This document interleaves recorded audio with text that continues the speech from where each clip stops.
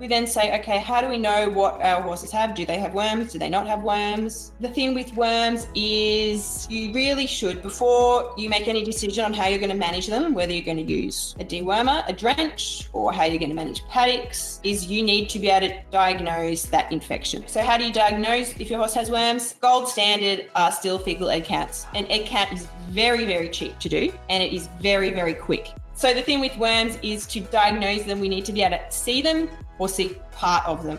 And that's a bit of a difference with how we might diagnose viral infections or bacterial infections. So this is what we look for on an egg count. So these are strongyle eggs. Occasionally you'll see an ascarid egg. Ascarids are present in young horses. They do show up on an egg count. If ascarids are a problem, you'll be able to detect them on an egg count. Sort of the same with tapeworms.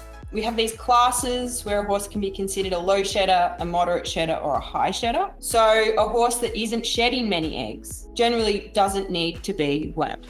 And ones that are shedding lots of eggs, well, maybe they should be wormed. So the point of putting these horses into groups is actually all about pasture contamination. The more eggs a horse is shedding in its manure, the more those eggs are going to hatch into infective larvae, and then the more infective larvae there are going to be for the horses to ingest and get reinfected with. So a horse that is shedding 500 eggs, 1,000 eggs per gram is contaminating the pasture a lot more than a horse that is only shedding 100 eggs per gram. So a horse will have its own relationship with the worms that live in its gut and their own relationship with its immune system. So young horses have poor immunity, so they will always generally have a high egg count. When they become an adult, usually about 5 to 6 years old, they should have developed that relationship, and some horses will just always shed lots of eggs and some will always shed no eggs. With strategic worming, what you do is you only worm the horses that are shedding a high number of eggs.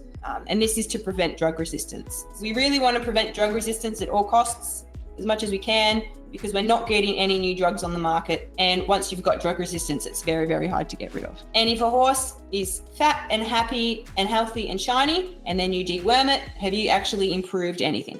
When you remove the adult worms, the horse is only going to become reinfected. And that reinfection cycle is often worse than if you had just maintained a burden of adult worms.